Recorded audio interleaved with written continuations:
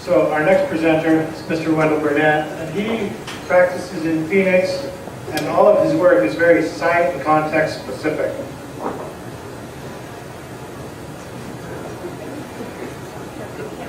Okay, I've never done one of these. I can't say what we're doing here. All right, the time begins. This is a repurpose of a 1950s architect studio in Phoenix. We don't get to do this too often in Phoenix. It's similar to this project.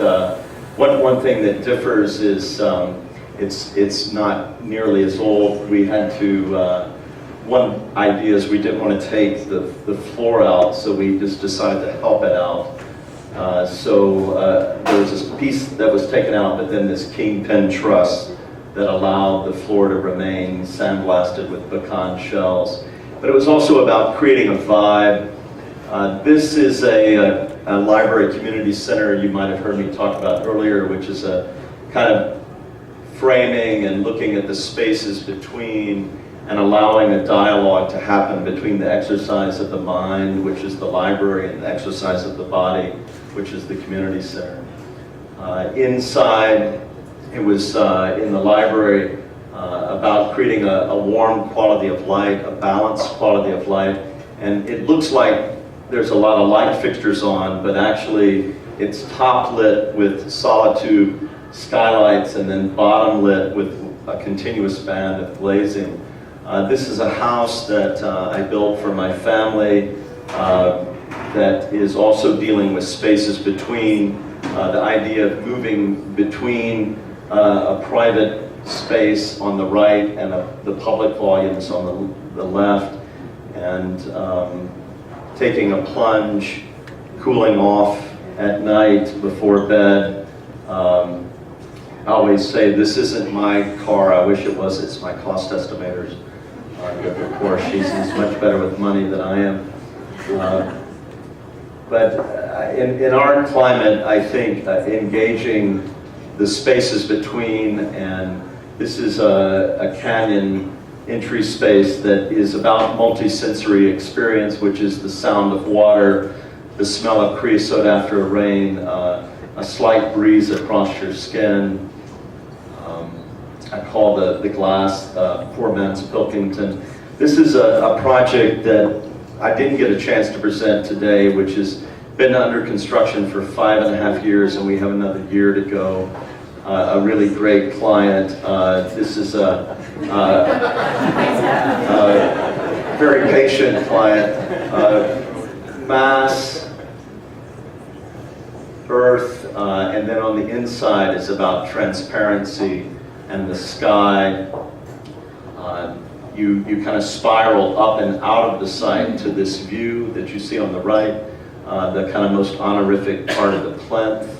The plinth is polished concrete, just taking some of the hardest aggregate in the world, which is a river tumbled aggregate that rolls through the valley called Salt River Aggregate, and it's polished and it's dialoguing with the granite you see in that image.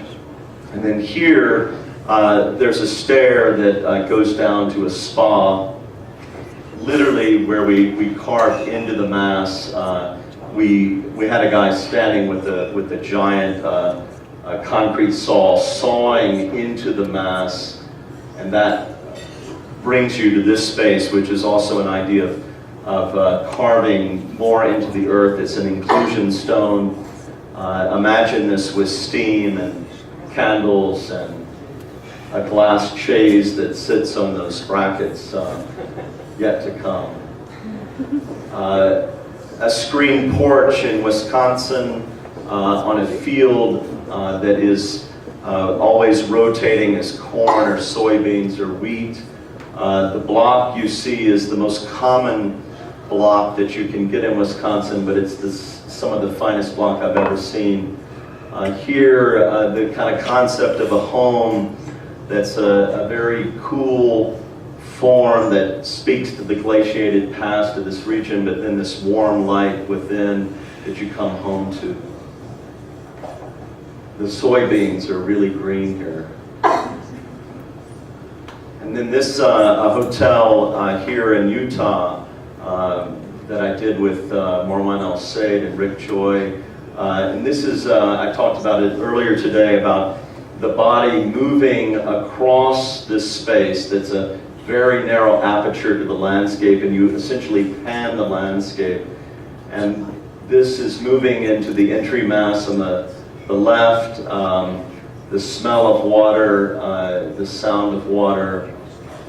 And then this do not disturb rope is looking at the traditions and the history of the Spanish that came up that wove rope with horsehair. The concrete is really something that this project is cast in one material, which is the concrete, which is really a lot from the site and really dialogues with the qualities of light in this landscape. We also had the opportunity to design the furniture. On the left is a chair that the floor is the table. That's where you put your drink, is on the floor, and it's ratcheted down a notch to be level with the desert. It's woven rawhide. On the right is the bathrobe hooks, and this is the project in its context at a distance. In the winter, if you could imagine that all this sage goes black, so it's a dotted landscape in the winter. It's a landscape that the three of us always noticed changed every time we went. And then last image is, we just kicked off a project, Marwan and I, for a new Amman resort in a very different landscape, which is a landscape of water in the first fjord north of Vancouver. Western red cedar, moss and granite. Thank you.